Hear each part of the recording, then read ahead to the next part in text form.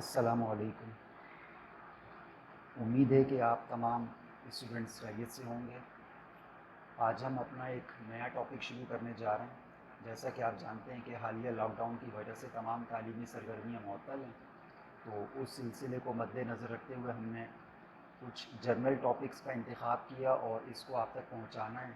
और मकसद सिर्फ ये है कि हम भूली हुई चीज़ों को दोबारा से रिवाइज़ कर सकें और अपने कॉन्सेप्ट्स को मज़ीद पुख्ता कर सकें और घर पर बैठकर ये तमाम टॉपिक्स दोबारा से रिवीजन की तरफ जाएं, ताकि जब हम क्लासों में दोबारा आएँ नई स्टडीज़ की तरफ, तो हमें किसी परेशानी का सामना ना करना पड़े।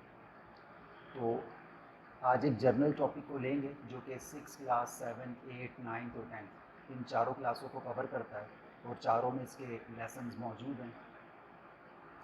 तो हमारे टॉपिक का नाम है आज अलजेब्रिक एक्सप्रेशंस। तो सबसे पहले तो हम ये समझेंगे कि अलजबरा होता क्या है। तो इसकी डेफिनेशन जो हमारे इसकी डेफिनेशन जो हमारे सामने मौजूद है वो ये है कि a combination of variables and constants obtained by algebraic operations of addition, subtraction, multiplication, division, root extraction and raising to powers is called an algebraic expression. इसका आसान तरीन ज़बान में मतलब ये होगा कि जब आप किसी नंबर को वेरिएबल के साथ, वेरिएबल से मुराद हमारे पास x, y, z, t और थीटा, और छोटी क्लासेस के अंदर हम नॉर्मली जो अल्फ़ाबेट्स होते हैं उनको वेरिएबल्स कंसीडर कर लेते हैं, लेकिन बड़ी क्लासेस में ऐसा कम करते हैं। तो हम किसी नंबर को किसी अल्फ़ाबेट के साथ जोड़ दें और उनके दरमियान में प्लस साइन, माइनस, मल्टीप्लाई या डिवीज़न का साइन अगर आ जाए, या इनमें से किसी वेरिएबल पर पावर आ जाए या किसी पर रूट आ जाए, और इन सब का जो कॉम्बिनेशन बनेगा उसको हम अलजेब्रिक एक्सप्रेशंस कहते हैं। इसकी कुछ एग्जांपल्स आपके सामने मौजूद हैं। जैसे हमने लिखा हुआ है 4x माइनस 3। अब इसमें आप देखिए 4 और x के दरमियान में कोई साइन नहीं है। तो असूल ये है कि जब एक नंबर और एक अल्फ़ाबेट के दरमियान में कोई साइन ना हो तो वहाँ पर मल्टीप्लिकेशन का साइन होता है, यानी 4 और x आपस में मल्टीप्लाई हो रहे हैं और ये मल्टीप्लाई शो नहीं करते। उसके बाद हमने लिखा हुआ है माइनस और उसके बाद एक नया नंबर है 3, यानी कि हमने इस एक्सप्रेशन को बनाने में दो नंबर्स का सहारा लिया, एक वेरिएबल का सहारा लिया और एक साइन जो कि विजिबल है माइनस का, वो हमने शो कर दिया। तो एक्सप्रेशन एक जुमले को कहते हैं। जैसे हम बहुत सारी अपनी नॉर्मल ज़िंदगी में एक्सप्रेशन का नाम यूज़ करते हैं। तो 4x माइनस 3 एक एक्सप्रेशन बन गई है। उसके बाद देखिए मैंने एक नई एक्सप्रेशन लिखी हुई है 3y square plus 4y minus 1। इसमें भी हमने क्या किया, एक नंबर, एक वेरिएबल और उसके ऊपर हमने पावर शो की है 2। उसके बाद फिर प्लस का साइन शो किया है, फिर एक नंबर, एक वेरिएबल यानी कि 4y, फिर हमने माइनस का साइन शो किया और फिर उसके बाद एक नंबर ले लिया। इस तरह ये 3 नंबर्स, 2 वेरिएबल जो कि बज़ाहिर सिंगल वेरिएबल है जो कि y है, और उसके ऊपर एक पावर, इस तरह हमने एक एक्सप्रेशन बनाई है। एक और एक्सप्रेशन हमारे पास है जिसमें हमने 5x square plus 3y square minus 4z लिया। ये भी हमारे पास एक एक्सप्रेशन है। हमारे पास कोई कैद नहीं है कि हम एक्सप्रेशन को कितना बड़ा कर सकते हैं, जितना बड़ा आप चाहें आप इसको बना सकते हैं। उसके बाद हमने एक और एग्जाम्पल ली है 7x minus 3 under root x plus 9। इसमें मैंने एक नंबर लिए, 3 नंबर लिए और उसके बाद एक वेरिएबल यूज़ किया है x। शुरू में देखें x पर कोई पावर नहीं है तो इसका मतलब 1 पावर है, ये ऑलरेडी मौजूद होती है। जबकि उसके बाद जो मैंने x यूज़ किया उसके ऊपर पावर रूट लगाई है, जो कि हमने डेफिनेशन में देखा कि कॉम्बिनेशन है किस चीज़ का, वेरिएबल्स का, कांस्टेंट्स का। किसकी मदद से, एडिशन, सब्ट्रैक्शन, मल्टीप्लिकेशन, डिवीजन और रूट एक्सट्रैक्शन। इसके साथ साथ पावर भी शो कर सकते हैं। मतलब ये 6 चीज़ों से मिलकर हमने एक एक्सप्रेशन तैयार की है। उसके बाद हमने एक और एक्सप्रेशन यूज़ की 2/x प्लस एक्स स्क्वायर, यानी कि यहाँ पर मैंने वेरिएबल को अपॉन में यूज़ किया, जो कि किया जा सकता है। ये एक्सप्रेशन बन गई है और उसके बाद जो वेरिएबल यूज़ किया x, उसके ऊपर पावर 2 है। तो ये हमारे पास अलजेब्रिक एक्सप्रेशंस की कुछ एग्जांपल्स थी। अब हम ज़रा थोड़ा सा आगे चलते हैं और उसमें देखते हैं कि अलजेब्रिक एक्सप्रेशंस में कौन कौन सी इंपॉर्टेंट पार्ट्स होते हैं और उनके नाम क्या होते हैं।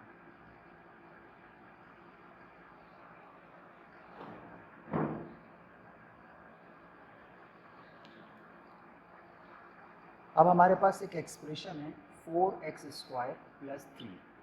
ये एक जनरल एक्सप्रेशन हमने यूज़ की है। इसमें 3 तरह के नंबर इस्तेमाल हो रहे हैं। एक नंबर 4 है, एक 3 है और एक 2 है, जो कि छोटा सा लिखा हुआ है जैसा कि आपको नज़र आ रहा होगा। इसके अंदर वो नंबर जो वेरिएबल के साथ होगा, यानी कि जो अल्फ़ाबेट के साथ होगा, वो हमेशा कोफिशिएंट कहलाता है। जैसे x वेरिएबल है, उसके साथ एक नंबर जुड़ा हुआ है शुरू में जो कि 4 है, तो ये 4 इस वक्त कोफिशिएंट कहलाएगा। अच्छा, एक नंबर और हमारे पास है जो कि 3 है, और ये 3 दिख रहा होगा कि सिंगल है, अकेला है। तो जो नंबर अकेला होता है वो नंबर हमेशा कांस्टेंट कहलाता है। इसी तरह एक नंबर और मौजूद है जो कि अल्फ़ाबेट यानी कि वेरिएबल के ऊपर छोटा सा है, उस नंबर को हम एक्सपोनेंट या पावर कहते हैं। तो इस तरह कुल मिला के हमारे पास 3 नंबर्स हैं, लेकिन तीनों की पोजीशन चेंज होने की वजह से तीनों के नाम अलग हो गए। वो नंबर जो वेरिएबल के साथ होगा वो कोफिशिएंट कहलाएगा, वो नंबर जो अकेला होगा वो कांस्टेंट कहलाएगा, वो नंबर जो किसी अल्फ़ाबेट के ऊपर मौजूद होगा वो पावर या एक्सपोनेंट कहलाएगा।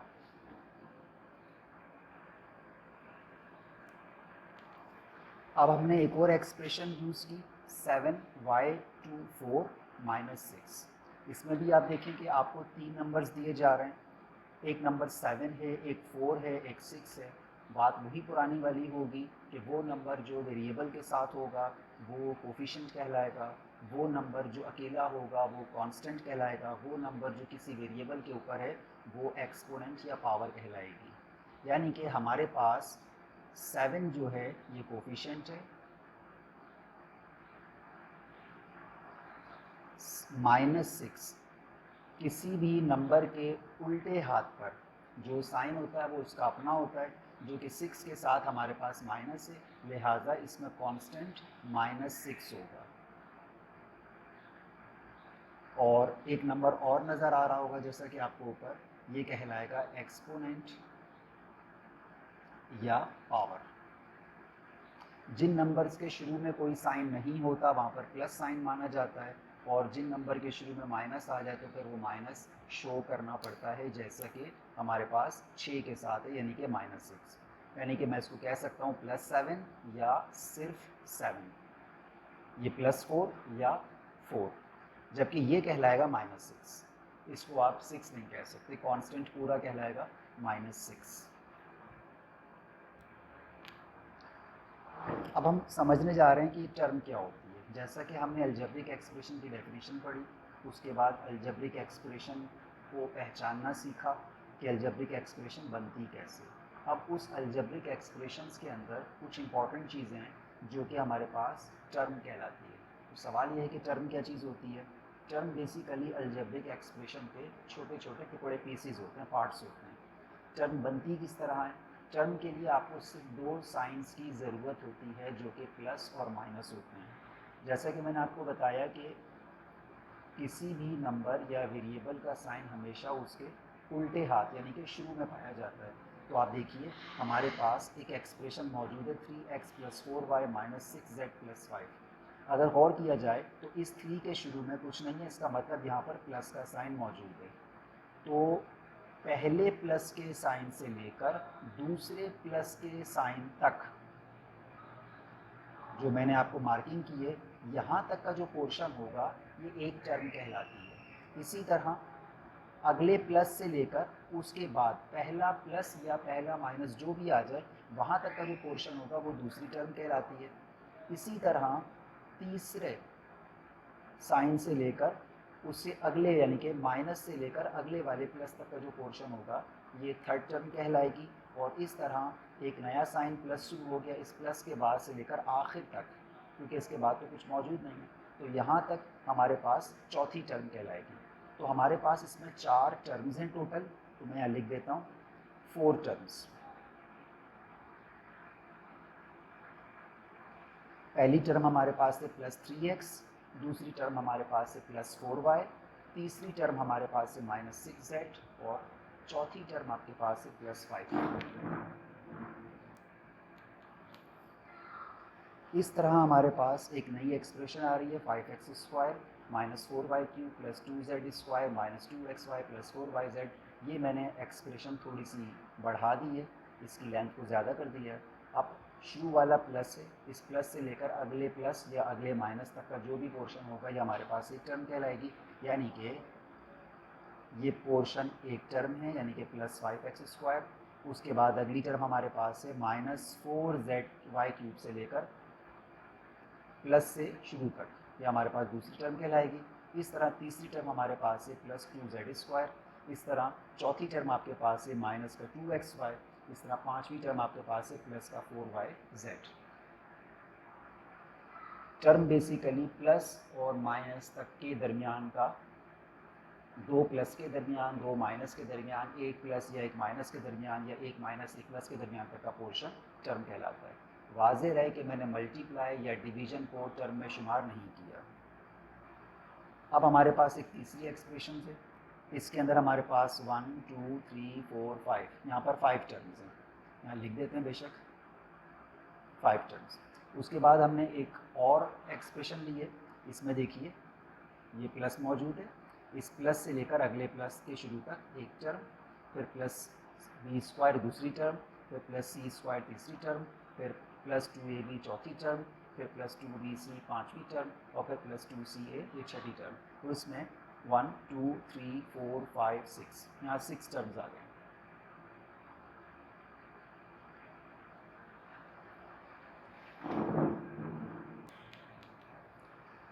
यहाँ पर हमने एक नई एक्सप्रेशन यूज़ की है, जैसा कि आपके सामने लिखा हुआ है 3xy × z।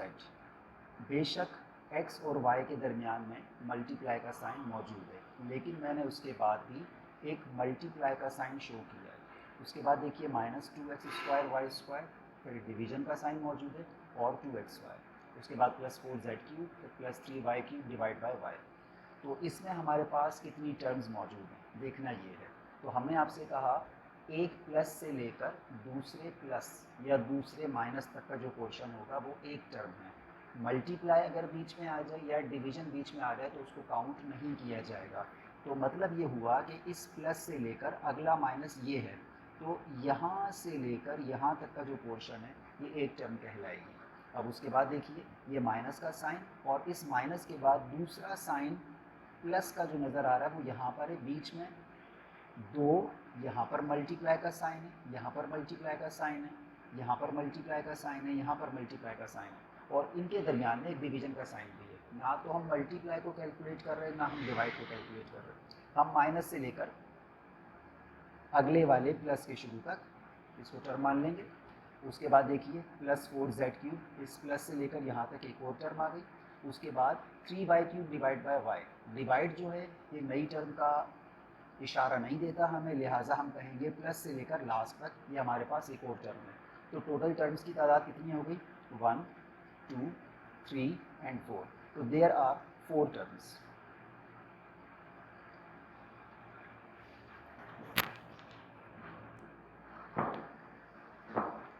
अब हम कॉन्सेप्ट समझने जा रहे हैं डिग्री का, कि डिग्री क्या चीज़ होती है। तो टर्म का कॉन्सेप्ट समझ में आने के बाद हम डिग्री पे जाते हैं। डिग्री कहते हैं किसी भी अलजेब्रिक एक्सप्रेशंस में मौजूद जो भी टर्म्स हैं उनमें से किसी भी टर्म की जो सबसे बड़ी पावर होगी, हाईएस्ट पावर होगी, उसको डिग्री कहा जाता है। मिसाल के तौर पर हमारे पास एक algebraic expression 2x² + 3y³ + 2x की पावर 4y मौजूद है। अब अगर इसमें गौर किया जाए तो हमारे पास 3 टर्म हैं, एक टर्म, दूसरी टर्म और तीसरी टर्म। फर्स्ट टर्म के अंदर एक वेरिएबल है x और उसकी पावर है 2, उसकी पावर है 2। तो हम कहेंगे कि इस टर्म की डिग्री 2 है। उसके बाद अगर देखा जाए दूसरी टर्म, उसमें जो वेरिएबल है उसकी पावर 3 है, तो सेकंड टर्म की जो डिग्री बनेगी वो 3 है। इस तरह थर्ड टर्म को गौर किया जाए तो कांस्टेंट को तो काउंट ही नहीं करेंगे हम, हम सिर्फ लेंगे x की पावर 4 और y। अब यहाँ पर दो वेरिएबल इस्तेमाल हुए हैं, एक वेरिएबल है x उसकी पावर है 4, दूसरा वेरिएबल है y उसकी पावर है 1, और ये दोनों वेरिएबल आपस में मल्टीप्लाई हो रहे हैं, लिहाजा इनकी जो पावर्स हैं उनको आप जमा कर देंगे दोनों की। 4 पावर इसकी और इस पर कोई पावर नहीं है तो 1 पावर है, तो इसकी टोटल पावर हो जाएगी 5। तो इस टर्म की डिग्री बन रही है 5। तो डिग्री बेसिकली क्या है, किसी भी एक्सप्रेशन की किसी भी एक्सप्रेशन में मौजूद टर्म्स की जो हाईएस्ट पावर है उसको आप डिग्री कहते हैं। तो इस एक्सप्रेशन की हमारे पास डिग्री कितनी आ जाएगी, 5। अब अगर उसके बाद एक और एक्सप्रेशन पे गौर करें आप, X Y cube minus X square Y square plus Y की पावर 4, 3 टर्म्स हैं। पहले टर्म के अंदर देखिए एक्स की पावर 1 है और वाई की पावर 3 है, तो इसकी डिग्री बनी 4। दूसरी टर्म में एक्स की पावर 2 वाई की पावर 2, दोनों को ऐड कर दीजिए वेरिएबल्स की पावर्स को, तो 4 बन जाएगा। वाई अकेला है और इसकी पावर 4, तो तीनों टर्म्स की पावर सेम है, लिहाजा हाईएस्ट पावर जो है वो 4 है इस पूरी एक्सप्रेशन की, तो डिग्री हमारे पास 4 बन जाएगी। अब उसके बाद एक थर्ड एक्सप्रेशन देखिए, X square Y square Z square. First term है, इस टर्म के अंदर तीनों वेरिएबल्स की पावर को अगर ऐड किया जाए तो 6 पावर बन जाएगी, 2 + 2 + 2। और दूसरी टर्म देखिए 2y क्यूब जेड स्क्वायर, सिर्फ वेरिएबल्स की पावर को काउंट करें, y की पावर 3 और z की पावर 2, तो टोटल पावर हमारे पास हो जाएगी 5। उसके बाद एक तीसरी टर्म है -8x cube Y square Z square. अगर इनके वेरिएबल्स की पावर को काउंट किया जाए तो 3 + 2 5 और 5 + 2 7, तो हमारे पास हाईएस्ट डिग्री जो बन रही है वो 7 है। तो हम यहाँ लिख सकते हैं डिग्री इस एक्सप्रेशन की कितनी है, 7। तो इस तरह ये डिग्री का कॉन्सेप्ट उम्मीद है कि क्लियर हो चुका होगा। अब हम देखने जा रहे हैं कि अलजेब्रिक एक्सप्रेशंस के अंदर कितनी टर्म्स आ जाएं तो उस अलजेब्रिक एक्सप्रेशन का नाम किस तरह बनता है। तो हमारे पास अगर किसी अलजेब्रिक एक्सप्रेशन के अंदर सिर्फ एक टर्म आ जाए, सिर्फ एक टर्म, तो हम उस एक्सप्रेशन को मोनोमियल कहते हैं। जैसे 4x एक टर्म है, जैसे 3y स्क्वायर सिर्फ एक टर्म है, जैसे z सिर्फ एक टर्म है, जैसे 5√x। इन 4 मिसालों में मैंने सिर्फ एक एक टर्म यूज़ की, तो इन एक्सप्रेशंस को हम कहते हैं मोनोमियल। उसी तरह अगर किसी अलजेब्रिक एक्सप्रेशन में दो टर्म्स आ जाएं, जैसे x + y, जैसे 3x - 4y, जैसे 2x - 6, जैसे 2a + 3b, इन तमाम एग्जाम्पल्स में मैंने सिर्फ दो टर्म्स यूज़ किए हैं। ऐसी एक्सप्रेशन को बाइनोमियल कहा जाता है, जैसा कि नाम लिखा हुआ है। इसी तरह एक और एग्जाम्पल देखिए, मैंने 3 टर्म यूज़ किए हैं यहाँ पर, 4x - 3y + z 3 terms use किए हैं, जैसे a + 4b - 3 3 टर्म्स यूज़ किए हैं। इन एक्सप्रेशंस को ट्राइनोमियल कहा जाता है। इसी तरह अगर 4 या 4 से ज़्यादा टर्म्स आ जाएं किसी भी अलजेब्रिक एक्सप्रेशन में, तो उसको हम एक कॉमन नेम देते हैं जो कि पॉलीनोमियल कहलाता है। बड़ी क्लासेस में अक्सर किताबों में 3 टर्म्स को भी पॉलीनोमियल कह देते हैं, 4 को भी पॉलीनोमियल कह देते हैं, 5 को भी पॉलीनोमियल कह देते हैं, इवन के 500 भी आ रहे हैं तो वो पॉलीनोमियल कहलाएगा। मतलब वो 2 टर्म्स वाली को भी पॉलीनोमियल बाज़-औक़ात टाइटल दे दिया जाता है, तो इसमें कोई इशू की बात नहीं है। तो मोनोमियल एक टर्म को, बाइनोमियल 2 टर्म्स वाली एक्सप्रेशन को, ट्राइनोमियल 3 टर्म्स वाली एक्सप्रेशन को, और पॉलीनोमियल 4 और 4 से ज़्यादा टर्म्स वाली एक्सप्रेशन को पॉलीनोमियल कहा जाता है। उम्मीद है कि आपको आज का लेक्चर समझ आ गया होगा। इस लेक्चर को 1-2 बार और सुनें और इन तमाम कॉन्सेप्ट्स को पुख्ता करें। इंशाअल्लाह नेक्स्ट लेक्चर के अंदर हम इन तमाम चीज़ों को, इन तमाम टर्म्स को अपने क्वेश्चन को सॉल्व करने में इस्तेमाल करेंगे। आज हमने अलजेब्रिक एक्सप्रेशन का बेसिक इंट्रोडक्शन सीखा है। इसके बाद वाले लेक्चर में इंशाअल्लाह इन तमाम अलजेब्रिक एक्सप्रेशंस को ऐड, सब्ट्रैक्ट, मल्टीप्लाई और डिवाइड किस तरह किया जाता है उस पर काम करेंगे इंशाअल्लाह।